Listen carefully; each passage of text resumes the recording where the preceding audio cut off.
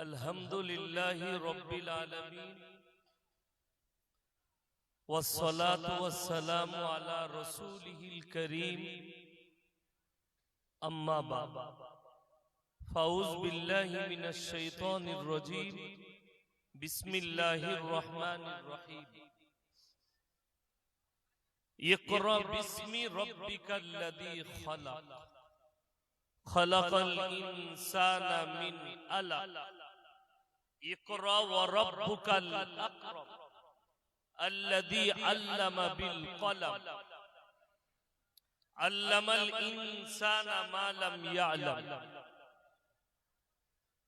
व इला मदीना फ़ाऊज़ बिल्लाहि मिनश शैतानिर रजीम बिस्मिल्लाहिर रहमानिर रहीम इक़रा किताबक कफ़ा बिनफ्सिकल यौमा अलैका हसीब मन इहतदा फ़इन्नमा यहतदी लिनफ्सि व मन ضل फ़इन्नमा यदिल्लु अलैहा वला तज़िरु वाज़िरतुन विज़रा उख़रा वमा कुन्ना मुअज़्ज़िबीना हत्ता नबअस रसूला व इला मदीना फ़ाऊज़ बिल्लाहि मिनश शैतानिर रजीम बिस्मिल्लाहिर रहमानिर रहीम या अय्युहल मुज़्ज़म्मिल कुमिल लैला इल्ला क़लीला निस्फ़हु औ इनक़ुस मिन्हु क़लीला औ ज़िद अलैहि वरत्तिलिल क़ुरआन तरतीला इला आखिरिल खैरुकुम मन तअल्लमल क़ुरआन अल्लमहु कमा क़ाला अलैहि सलातु व तस्लीम माननीय श्रोतः ज्ञानी गुणी मानी सम्मानी माननीय सभापति श्रद्धेर उलामाए इकराम हुफ्फाज़े इकराम स्नेहेर तलबाए अजीज और आमार ज्ञानी गुणी मानी सम्मानी माननीय श्रोता मंडली पर्दार अंतराले पर्दा नसीब मायेरा एवं बोनेरा आल्लाहर बड़ दया कृपा भालोबासा आमादेर प्रति गोटा विश्वेर प्रति सबाई आल्लाह शुक्र आदाय करे हृदय थेके बोली आलহামদুলিল্লাহ तार परे परे विश्व नबी जनाबे मुहम्मदुर रासूलुल्लाह सकले बोलुन सल्लल्लाहु अलैहि वसल्लम तिनार प्रति शत कोटी दरूद बर्षित होक बोलुन आमीन सुम्मा आमीन सबाई एकबार मोहब्बतेर संगे दरूदे इब्राहिम पाठ करी अल्लाहुम्मा सल्ली अला मुहम्मदिन व अला आलि मुहम्मद कमा सल्लैता अला इब्राहीम व अला आलि इब्राहीम इन्नका हमीदुम मजीद अल्लाहुम्मा बारिक अला मुहम्मदिन व अला आलि मुहम्मद कमा बारकता अला इब्राहीम व अला आलि इब्राहीम इन्नका हमीदुम मजीद गुटी कয়েক কথা আলোচনা করব আমরা সকলে আমল করব বলুন ইনশাআল্লাহ सर्वप्रथम এই যে আপনাদেরকে বলছি যদি বসার হয় বসুন না হলে আউট অফ সার্ভিস এখানে দাঁড়িয়ে থাকবেন না ঘুমানোটাও ইবাদত কারো যদি মনে হয় বসে গল্প করব গল্প করবেন না গুনাহ হবে আপনি ঘুমান ঘুমানোটাও ইবাদত এশার নামাজ পড়ে নবীজি সাল্লাল্লাহু আলাইহি সাল্লাম আদেশ করেছেন তোমরা তাড়াতাড়ি ঘুমিয়ে পড়ো যাতে তাহাজ্জুদে উঠতে পারো তাড়াতাড়ি ওইজন্য ঘুমানোটাও ইবাদত এই জলসা শোনাটা ইবাদত নয় জলসা শোনাটা নেকির কাজ ফরজ নয় ওয়াজিব নয় সুন্নত নয় কিছুই নয় ভালো কাজ নেকি পাবেন আল্লাহ আল্লাহ রাসূলের কথা শুনলে নেকি আছে বাস এতটুকু তাই নো ডিস্টার্ব আমার সিস্টেম হচ্ছে যদি 10টা লোক বসে থাকে আমি কেউ কি ডেকে বসাবো না ডাকবো না কেউ কি যে যেখানে আছে থাকুক মেলা বসানো আছে সেইখানে ঘুরতে পারে গাদা মেয়েদের ঠেলাঠেলি পাবেন জলসা আছে স্টেজে বসতে পারেন আর নাও বসতে পারেন ডেকে জান্নাতে নিয়ে গেলে জান্নাতে জায়গা হবে ডেকে ডেকে ঘর থেকে জান্নাতে নিয়ে যাওয়া যাবে এইখানে আমার কাছে এলান হবে যে আপনি এসে বসুন যার যেখানে ইচ্ছা বসবে না বসতে গেলে আলহামদুলিল্লাহ আরো ভালো 10টা লোক থাকলে আমি যে বক্তব্য দেব 10,000 থাকলেও সেই একই বক্তব্য আজকে আপনারা এখানে 1000 1500 2000 চেয়ার আছে কালকে আমি যেখানে বক্তব্য দিয়েছি 20,000 শ্রোতা ছিল, ছেলে আর মেয়ের 20,000, দক্ষিণ দিনাজপুর। তো ওটা আমার কাছে ফারাক না, আল্লাহর কৃপায় আমি স্টেজে থাকি, আমি সময় নষ্ট করি না আল্লাহর কৃপায়। কিরাত পড়ে গজল পড়বো, দিয়ে 10 মিনিট গজল টেনে দিয়ে গল্প গুজব, ওই সিস্টেম আমার কাছে না। বসুন, শুরু করব, 2 ঘন্টা টানা বলবো। সর্বপ্রথম বলি, আপনি ওখানে বসে গেলেন, আপনি এইদিকে আসুন, আরে আপনি এখানে আসুন, আপনি থাকলে আমার সুবিধা হবে, কি বুঝলেন? হ্যাঁ, আপনি এখানে আসুন, আমার পাশে আসুন। খুব সুন্দর কোরআন তেলাওয়াত করেছে কারি সাহেব, আল্লাহ ইনার হায়াতে বরকত। আপনি হ্যাঁ, আমি ইমামকে কেন বসাবো আপনারা বুঝতে পারবেন আমার বয়ান শুনে কেন বসা, এখন বুঝবেন, পরে বুঝবেন। একটু আগ হয় এগিয়ে যাই, বুঝতে পারবেন। নাম্বার 1, হাওড়া, হুগলি, 24 পরগনা, 2 মেদিনীপুর আর কলকাতার একটা মহৎ রোগ আছে। রোগটা কিন্তু সব হুজুর ধরতে পারে না, আমি কিন্তু ধরেছি। এই হাওড়া, হুগলি, 24 পরগনা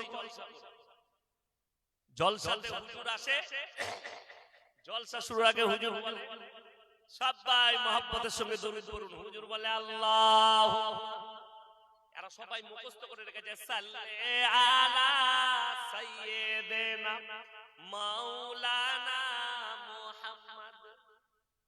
এটা পড়াটা হারাম নয়, গুনাহ নয়, নেকির কাজ। কিসের কাজ বললাম? নেকি। কিন্তু এই 24 পরগনার কলকাতার হাওড়া হুগলির লোক মুখস্থ করে রেখেছে, নামাজ না পড়লেও জলসার দিনে টুপিটা লাগিয়ে এসে বসবে, আর হুজুর মনে করবে শালা আচ্ছা গ্রামে জলসা করতে এসেছি, সব তো আউলিয়া লোক, এত জোরে জোরে দরুদ পড়ছে। আমি যে দরুদটা পড়লাম, এই দরুদটা পড়া গুনাহ না নেকি? নেকি। দরুদ ইব্রাহিম পাঠ করলাম। এরপর বলুন, আমি এখানে লক্ষ্য করলাম নামাজিরা ছাড়া বেনামাজি মালকটা দরুদটা পড়ে নাই, জানলে তো পড়বে। যারা বেনামাজি তারা জানলে তো পড়বে, জানেই না পড়বে।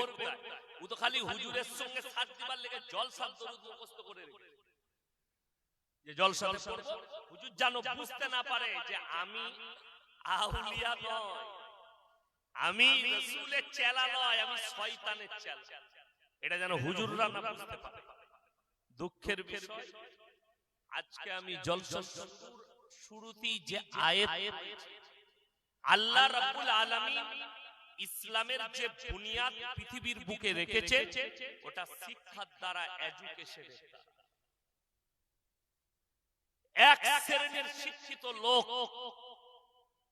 ইসলামের মধ্যে নবীজির নাম করে মিথ্যাচার করেছে, আর এই মুসলমানের কাছে দ্বীনি শিক্ষা না থাকার কারণে সেটাকে ইসলাম, সেটাকে হাদিস, সেটাকে রাসূলের ভাষা মনে করে আমল করে ফেলেছে, অথচ এটা নবীজির ভাষা নয়।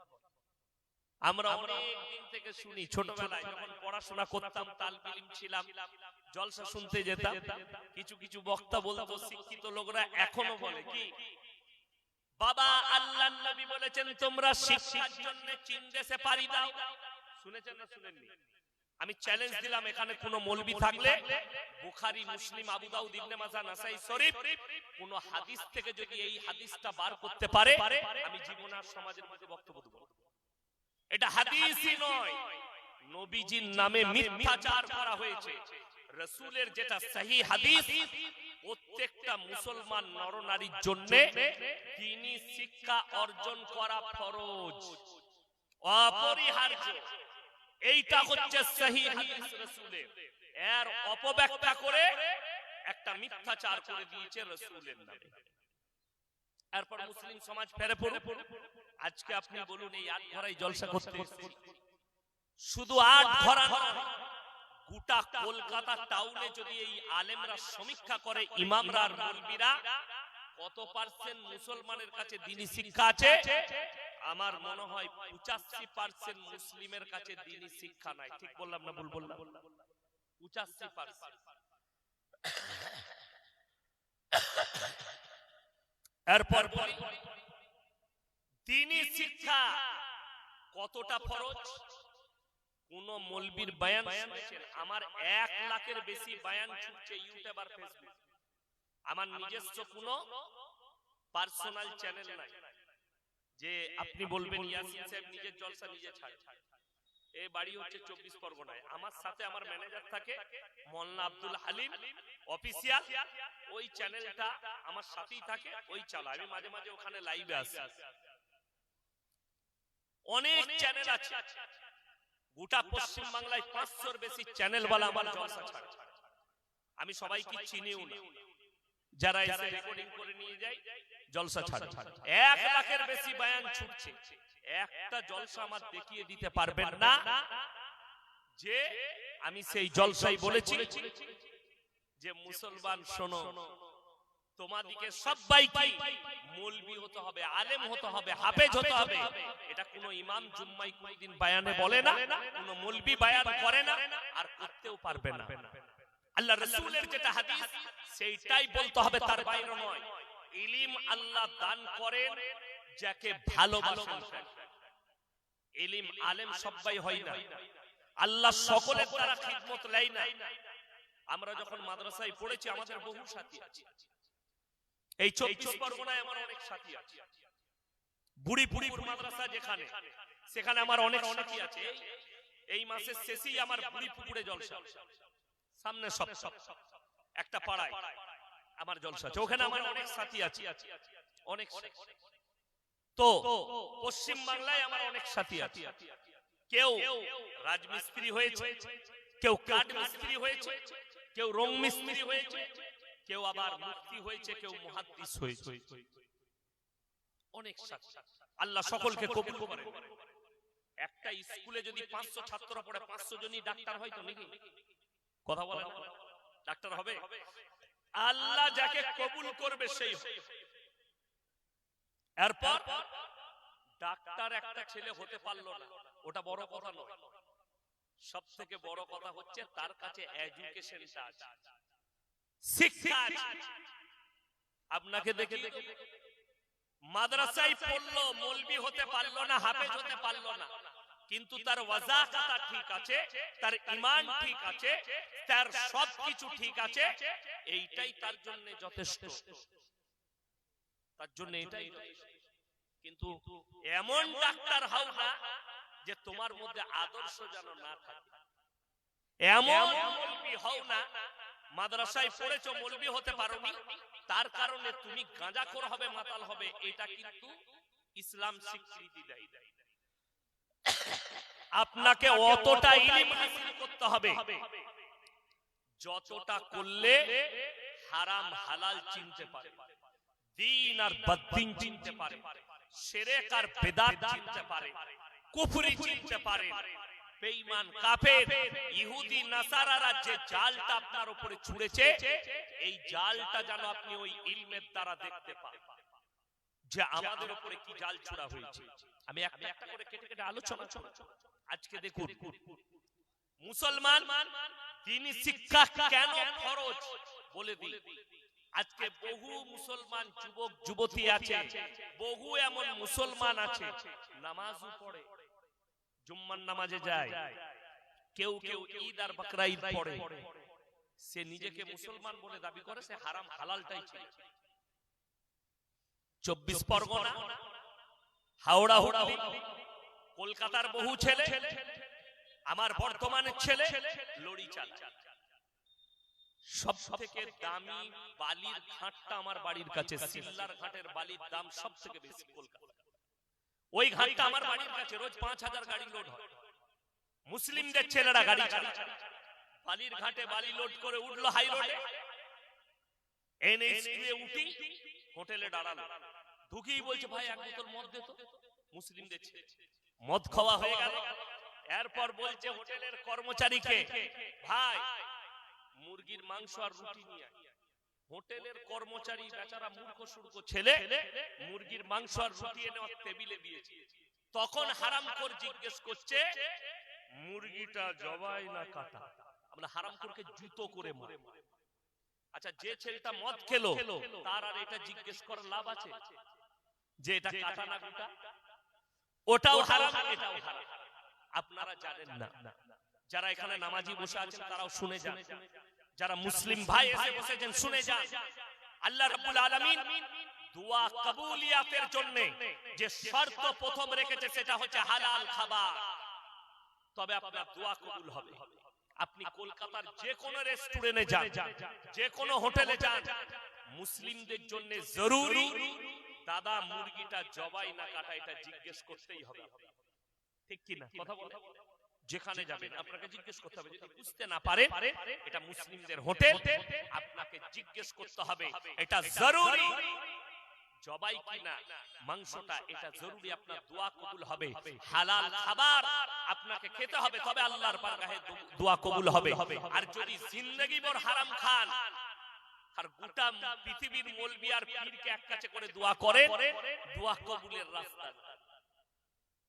আমার ভাই দুঃখের বিষয় এটাই, আপনি বুঝে গেলেন ইয়াসিন ভাই রাতের বেলায় এসে বলে গেল জবাই করা মাংস খাবি, সকাল বেলায় উঠে আপনি আপনার বাজারে গেছেন, এই জবাই করা 1 কিলো মাংস দে। আমি খালি মুসলমানদের হারাম হালালটা চিনাচ্ছি আপনাকে।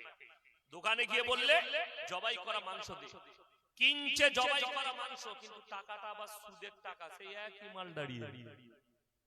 কথাটা বুঝাতে পারলাম?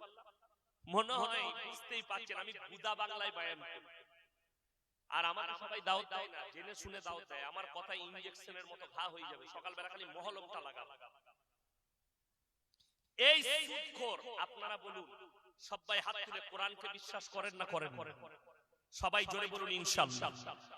কোরআনকে যদি বিশ্বাস করেন, দেখে নেন পৃথিবীতে যত কিতাব আছে কোরআন বাদ দিয়ে, যত ধর্মেরই হোক আর কোন মৌলবি মুহাদ্দিসের লেখা হোক, কোন জ্ঞানীর হোক, সাহিত্যিকের হোক, আপনি একটা খালি কিতাব বার করে দেন যে অমুক ব্যক্তি লিখেছে আর তার কিতাবের মধ্যে লিখে দিয়েছে, এর মধ্যে কোনো ভুল নাই। লিখতে পেরেছে না? আপনার জানা মতো ভালো ভালো পীর কাছে মৌলবীর কাছে যাবে, যদি ফতোয়া নেন আল্লাহু আলাম বিসসাওয়াব, ফতোয়ার নিচে লিখতে হবে আমার জানাটুকু লিখলাম, সঠিকটা আল্লাহই জানে। আল্লাহর কসম, আল্লাহ কোরআন অবতীর্ণ করেছেন আর কোরআনের মধ্যে আল্লাহ এটা কনফার্ম করে দিয়েছেন, যালিকাল কিতাবু লা রাইবা ফি, আমার এই কোরআনে বিন্দুমাত্র সন্দেহের কোনো অবকাশ নাই। জোরে বলুন সুবহানাল্লাহ। এটা আল্লাহ কনফার্ম করে দিয়েছেন। বাকি পৃথিবী কেউ নিজের কিতাবে লিখতে পারেনি যে আমার কিতাব লেখার মধ্যে কোনো ভুল নেই। সবারই ভুল থাকতে পারে, কিন্তু আল্লাহ তাআলা একদম পারফেক্ট ভাবে লিখে দিলে আমার কোরআনে বিন্দু মাত্র সন্দেহের কোনো অবকাশ নাই। আর এই কোরআনকে কেউ যদি বলে আমি মুসলিম, আর এই কোরআনকে যদি কেউ অস্বীকার করে, আল্লাহর কসম কাফের হয়ে যাবে, বেঈমান হয়ে যাবে, ঈমান চলে যাবে, তাকে কালমা পড়ে আবার ফিরে আসতে হবে। যদি বলে আমি কোরআনকে অবিশ্বাস করি, মানি না। আপনারা বললেন কোরআনকে মানে, চলুন বর্তমানে কিছু মুসলমান, আচ্ছা আপনাকে বলে দিই, আপনার জানা নেই একটা অমুসলিম ভাই মুসলিমদের আপনার ধর্মকে কতটা রেসপেক্ট করে আপনি জানবেন। সেই জায়গায় পৌঁছালে আপনি জানতে পারবেন যে আপনার ধর্মকে তারা কতটা রেসপেক্ট করে। ওই জায়গায় পৌঁছাতে একটা দুটো লোককে ধরবেন, একটা লোক যদি খারাপ হয় গোটা কমিউনিটি খারাপ হতে পারে। কথাটা বুঝতে পেরেছেন? একটা লোক নবীজিকে গালি দিয়েছে, নুপুর শর্মার মতো হারামের আওলাদ, তার জন্য গোটা হিন্দু সমাজ খারাপ নয়, এটা আপনাকে ব্রেনে রাখতে হবে। তবে সে আপনার আল্লাহকে গালি দিয়েছে, রাসূলকে গালি দিয়েছে, তা আপনি কোরআন শুনেলেন, কোরআন শোনায়, এটা প্রত্যেকটা মুসলিমের আমল করা দরকার। আমি কালকে বলে এসেছি দক্ষিণ দিনাজপুরে হরিরামপুর থানায়, যেখানে 70% মুসলিম যে থানায় 10,000 শ্রোতা, আমি তাদের সামনে শোনালাম প্রত্যেকটা আলেম উলামা, প্রত্যেকটা মুসলমান এই কোরআনের আয়াতটাই যদি আমল করে, তার কাছ থেকে কোনো হিন্দু ভাই কষ্ট পাবে না। কোরআনে কি আছে? ওয়ালা তাসুবুল্লাযীনা ইয়াদউনা মিন দুনিল্লাহি ফায়াসুবুল্লাহা আদওয়াম বিগাইরি ইলম হে আমার নবী পৃথিবীর মানুষকে বলে দাও, হে ঈমানদার ব্যক্তিরা, তোমরা তাদেরকে গালি দিও না যারা আল্লাহ ব্যতীত অপরের উপাসনা করে। তাদের দেবদেবীকে, তাদের ধর্মকে গালি দিও না, সে অজ্ঞাত অবস্থায় তোমার আল্লাহকে গালি দেবে। এটা কোরআন। তোমরা কারু দেবদেবীকে, কারু ধর্মকে গালি দিও না, অজ্ঞাত অবস্থায় তোমার আল্লাহকে গালি দেবে। তাই একটা লোক খারাপ হলে গোটা কমিউনিটি খারাপ নয়। একজন জিজ্ঞেস করছে, আচ্ছা মুসলমান এরা আতঙ্কবাদী। আমি বললাম, ভাই গান্ধীজিকে যে মেরেছিল সে কি মুসলমান ছিল? কথাটা বুঝতে পারেন? গান্ধীজিকে যে মেরেছিল সে কিন্তু মুসলমান ছিল না। ওটা অনেক দূরের কথা, তো কাছে বলে দিচ্ছি। আপনার উড়িষ্যার 1 বছর আগে উড়িষ্যার স্বাস্থ্যমন্ত্রীকে তার বডিগার্ড এসআই একজন পুলিশ গুলি করে হত্যা করে দিল। গাড়িতে ব্রেনে গুলি করে দিল। তার বডিগার্ড নিজে গুলি করলো, এসআই। লোকটা কিন্তু মুসলিম নয়, যে গুলি করেছে সে একটা হিন্দু ব্যক্তি। তাহলে এই লোকটা কি মুসলমান? ওই জন্য ইসলাম টেররিজমকে কখনো সাপোর্ট করে না। ইসলাম আতঙ্কবাদীকে সাপোর্ট করে না। ইসলামের অর্থ হচ্ছে শান্তির বার্তা, আপনাকে শান্তি দেয়। আমার মুসলমান ভাই, আল্লামা ইকবাল লিখেছে, ইস ঘর কো আগ লাগি ঘর কি চিরাগ। আজকে পৃথিবীর বড় বড় দুশমন গুলো ইসলামের সব মুসলমান ঘরে জন্ম নিয়েছে। নবাব সিরাজউদ্দৌলাকে যে মেরেছিল, ধোঁকা দিয়েছিল কে? মির্জাফর। মির্জাফর মুসলিম ছিল না হিন্দু ছিল? কথা বলেন। মুসলিম। হযরতে হোসেনকে কারবালার প্রান্তরে যারা শহীদ করেছিল তারা কোনো কাফের অমুসলিম ছিল না, তারা সবাই মুসলমান ছিল। তারা মুসলমানই ছিল। আমার ভাই, পৃথিবীর ইতিহাস খুলে দেখে পৃথিবীতে যতগুলো মানুষ ধোঁকা খেয়েছে সবাই কাছের মানুষের কাছ থেকেই ধোঁকা খেয়েছে।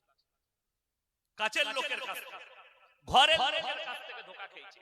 নবাব সিরাজউদ্দৌলাকে তার ঘরের লোক ধোঁকা দিল, মির্জাফর। হযরতে হোসেন রাদিয়াল্লাহু তাআলা আনহুকে শহীদ করেছে, তেনার বংশের লোক তারা কাছে আছে। তারাও সবাই মুসলমান, ধোঁকা দিয়েছে, মার্ডার করেছে। আল্লামা ইকবাল লিখেছে, আজকে আপনি জানেন আপনি নূপুর শর্মাকে গালি দিচ্ছেন, আর আপনার এই কলকাতায় বসে নাজিয়া ইলাহি খান বলে একটা হারামের আওলাদ প্রতিনিয়ত ইসলামকে গালি দিচ্ছে। সে নিজেকে বলছে আমি মুসলিম ঘরের মেয়ে, একে জুতো মারার কেউ নেই। এটা মুসলিম ঘরের মেয়ে, নিজে বলছে আমি মুসলিম ঘরের মেয়ে। আর আমি এক জায়গায় চ্যালেঞ্জ দিয়েছি, 10 মিনিট যদি আমার সামনে বসে, চ্যালেঞ্জ এটা, আল্লাহর কসম খাবো না, 10 মিনিট আমি 10 মিনিট সময় নেব না, প্রুফ করে দেব মুসলমান। এটা আমার চ্যালেঞ্জ। যদি বাপের পিটি হয়, যদি ওর সত্যিকারী বাপে জন্ম দেয়, আমার অ্যাকসেপ্ট করুক চ্যালেঞ্জকে। কলকাতায় যেখানে বসবে আমার চ্যানেল থাকবে, গোটা পৃথিবী লাইভ দেখবে, আমি প্রমাণ করি দেব। রাসূলকে গালি দেয়, কোরআনকে গালি দেয়, দাড়ি টুপিকে গালি দেয়, কিন্তু মুসলিম। আপনি অমুসলিমকে কি করে গালি দেন? আপনি তো নিজেই তৈরি হতে পারলেন। আপনি যদি এই কলকাতা আপনার বারাসাত থেকে 34 নম্বর জাতীয় সড়ক ধরেন, যেটা আসাম রোড, আপনি পার করবেন বহরমপুর। বহরমপুরের পরে জায়গাটার নাম হচ্ছে পলসন্ডা মোড়, হাইওয়ের উপরে। আমি মাঝে মাঝে ওই পলসন্ডা পেরিয়ে গিয়ে একটা ধাবা আছে, ধাবাটার নাম হচ্ছে পাপ্পুদা ধাবা। পাঞ্জাবিদের দু ভাই মাথায় পাগড়ি বেঁধে, মুখে দাড়ি বেঁধে হোটেলে বসে থাকে, প্রচুর ভিড় হয়। ওই হোটেলে 3 থেকে 4 খানা বোর্ড লাগানো আছে, মারাত্মক বোর্ড। একটা বোর্ডে লেখা আছে এখানে মদ পান করা নিষিদ্ধ। একটা বোর্ডে লেখা আছে এখানে মদ বিক্রি নিষিদ্ধ। আর একটা বোর্ডে লেখা আছে এখানে নো স্মোকিং, এখানে কোনো ধূমপান করা যাবে না, নিষিদ্ধ। একদম প্রশাসন বাবুদের বোর্ড ফিট করেছে তারা। কেন? তারা জানে আমরা যেখানে ব্যবসাটা করছি এখানে 70% মুসলিম, আমার খদ্দের।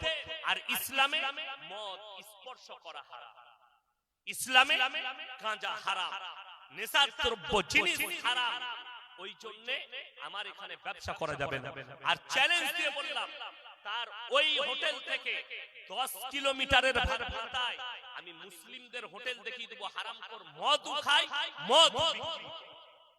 আপনাকে আমি কলকাতায় দেখিয়ে দেব, এই নিউ টাউনে দেখাবো মুসলিমদের ছেলে মদ খায় প্লাস মদের ব্যবসাও করছে, অথচ সে জানে মদ স্পর্শ করা হারাম। আরে আপনার কাছ থেকে একজন আখলাক পাবে, চরিত্র পাবে। আমার মুসলমান ভাই, কোরআনে স্পষ্ট সুদ হারাম আছে না? কোরআন বলছে ওয়াহাল্লাহুল বাইয়া ওয়া হারামার রিবা, সুদ তোমাদের জন্য হারাম করা হয়েছে, ব্যবসাকে হালাল করা হয়েছে। আপনি ব্যবসা করুন হালাল। আমাদের দেশে সবথেকে সুখী পৃথিবীতে কারা? কারা? সমাজের বুকে সবথেকে সুখী ব্যক্তি তারা যারা ব্যবসায়ী। ব্যবসায় বরকত আছে। কেন? নবীজি ব্যবসা করেছেন, ব্যবসা সুন্নত। যারা ব্যবসায়ী লোক হয় তারা বেশি ভালো মন্দ খায় না, চাকরিজীবীরা বেশি ভালো মন্দ খায়। কথা বলে?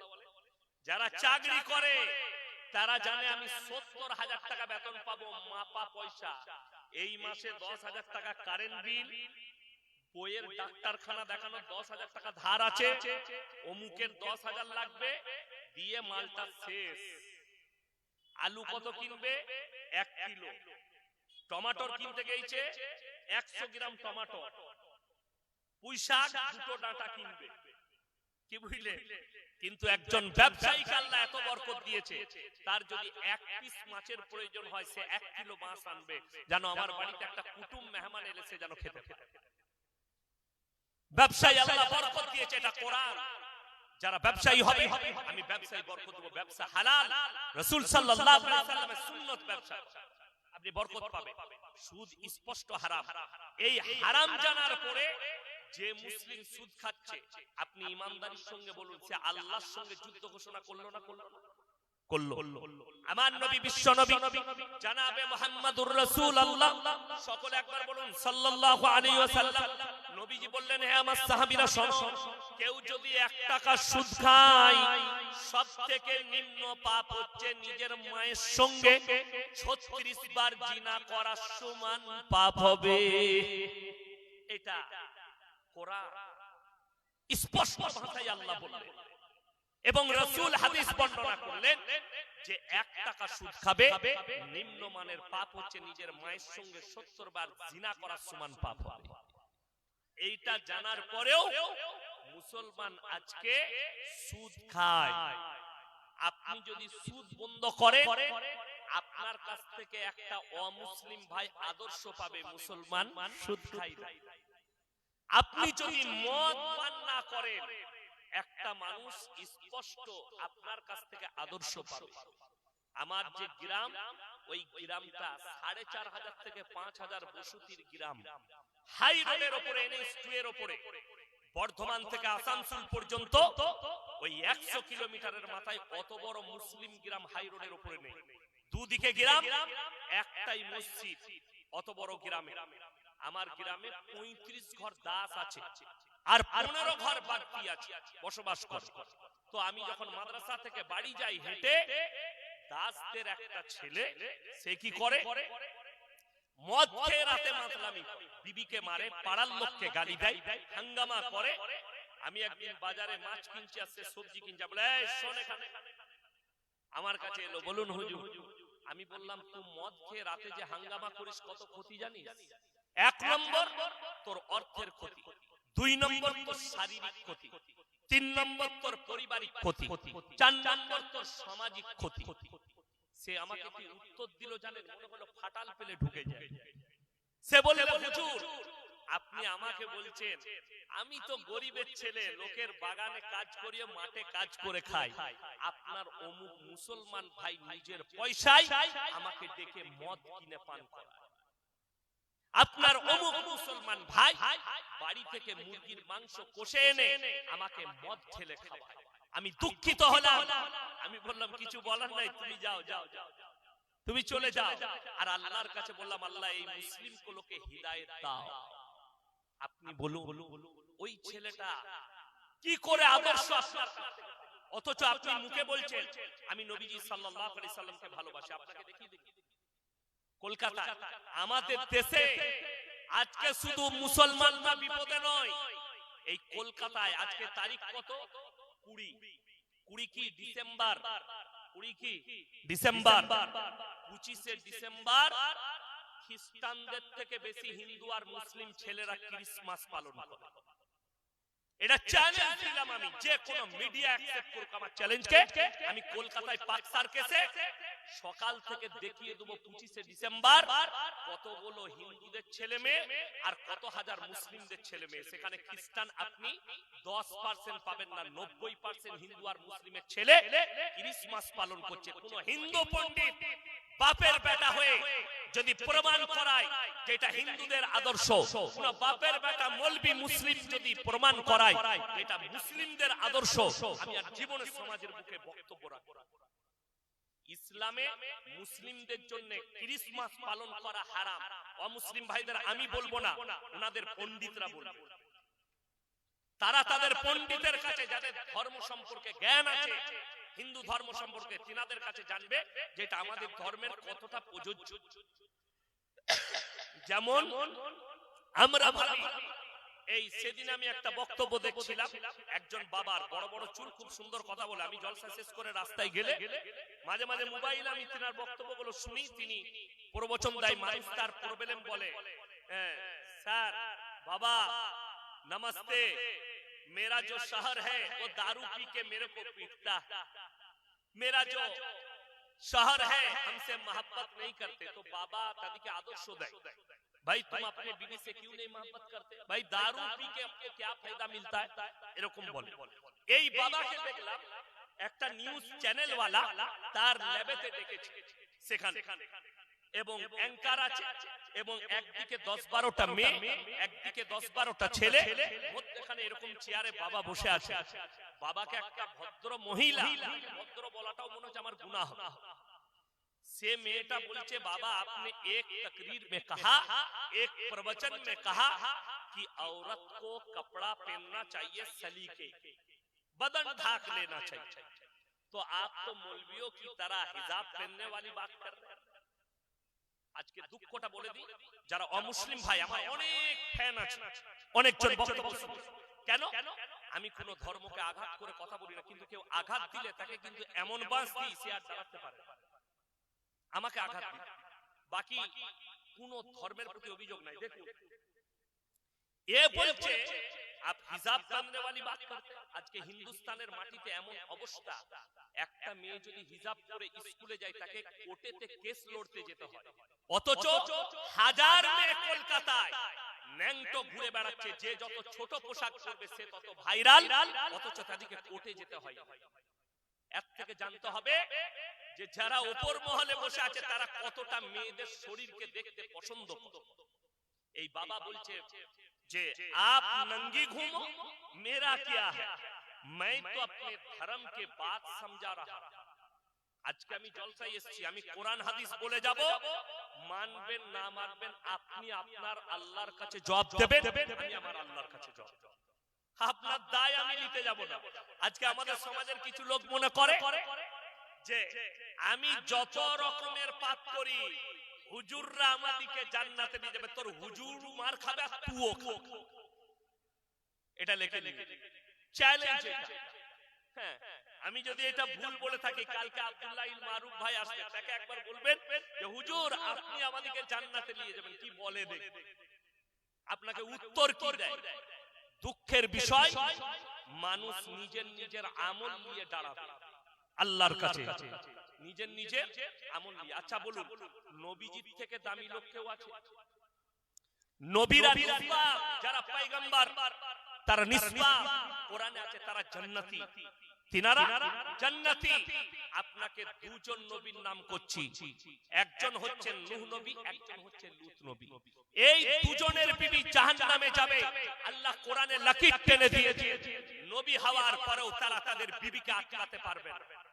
আর তুমি পাপের সাগরে ডুবে থাকবে, জিনা করবে, মদ খাবে, গাঁজা খাবে, সুদ খাবে, বেনামাজি হয়ে থাকবে, দিনদার হবে না, আদর্শ পাবে না। আর তুমি নিজেকে বলছো আমার পীর সাহেব আমাকে জান্নাতে নিয়ে যাবে, তোমার পীরও মার খাবে, তুমিও খাবে। যে বলবে জান্নাতে নিয়ে যাব, আমি দোয়া করতে পারি আল্লাহ এই মানুষটা নামাজি ব্যক্তি, ভালো ব্যক্তি, আল্লাহ তুমি একে জান্নাতে দাও, এই দোয়া করতে পারে। আরে আপনি যদি ইসলামকে ঠিকমতো ফলো করেন, আপনার কাছ থেকে কেউ কষ্ট পাবে না। যদি আপনি ইসলামকে ফলো করেন, রাসূলের হাদিসকে, আখলাককে ফলো করেন। আল্লাহ রাসূলের একটা হাদিস শোনাই, আপনাদের চোখ দিয়ে পানি আসবে। নবীজি রাস্তা দিয়ে পেরিয়ে যাচ্ছে, জোরে বলুন সুবহানাল্লাহ। রাস্তা দিয়ে পেরিয়ে যাচ্ছে, একজন মুশরিক, বেঈমানের বিটি, মুশরিকের বিটি, হাতেম তায়ের বিটি, মাথায় কাপড় নাই, রাস্তা দিয়ে পেরিয়ে যাচ্ছে। নবীজি সাল্লাল্লাহু আলাইহি সাল্লাম নিজের মাথার পাগড়িটা খুলে তার মাথায় চাপালেন। আল্লাহর নবী সাহাবীরা বললেন, ইয়া রাসূলুল্লাহ, এটা মুশরিকের বিটি। নবীজি বললেন, আমি মেয়েদের শরীর আর মাথা ঢাকতে এসেছি, খুলতে আসিনি। জোরে বলুন সুবহানাল্লাহ। তিনি আদর্শ দিলেন যে আমার কাছে নো ধর্ম। কোন ধর্মের? রাসূলের হাদিস শুনেলেন, তোমরা মুমিন ততক্ষণ হতে পারবে না যতক্ষণ পর্যন্ত তোমার কাছ থেকে তোমার প্রতিবেশী সুরক্ষিত নয়। আজকে আপনাকে দেখিয়ে দেব, আমরা সবাই করি, আমরা কয়টা আল্লাহ বিশ্বাসী? কথা বলে, সকলে বলুন, কয়টা আল্লাহ মানে? আরে কথা বলতে পারেন, এক আল্লাহই বিশ্বাসী, বলুন ইনশাআল্লাহ। আজকে অনেক অমুসলিম ভাইদের পণ্ডিতরাও বলছে ये दुनिया को सजाने वाले और दुनिया को बनाने वाले, हमको पैदा करने वाला एक ही। এটা সবাই বিশ্বাস করে, একজন না। অনেকজন যদি মনে করেন মালিক অনেকজন, আপনাকে বুঝায়। এই আমাদের দেশে যেটা চলছে, পৃথিবীতে সবথেকে বড় দ্বন্দ্ব কি? দ্বন্দ্ব কি? তিনটে জিনিসের কম্পিটিশন শুরু হয়েছে, তিনটে। এক হচ্ছে গদির কম্পিটিশন, কেউ চাইছে গ্রামের পাওয়ার, কেউ চাইছে দেশের, কেউ চাইছে রাজ্যের, কেউ চাইছে দেশের, কেউ চাইছে ওয়ার্ল্ডের পাওয়ার। এক কম্পিটিশন। দুই নম্বর, পয়সার পাওয়ার শুরু হয়েছে, কার কত টাকা আছে, চুরি করে হোক, সুদ খেয়ে হোক, লোকের মেরে নিয়ে হোক, আমাকে বড় লোক হতে হবে। তিন নম্বর মারামারি হচ্ছে আল্লাহকে নিয়ে। কেউ বলছে আল্লাহ, কেউ বলছে ভগবান, কেউ বলছে গড, কেউ বলছে ঈশ্বর। মারামারি হচ্ছে না, হয় না?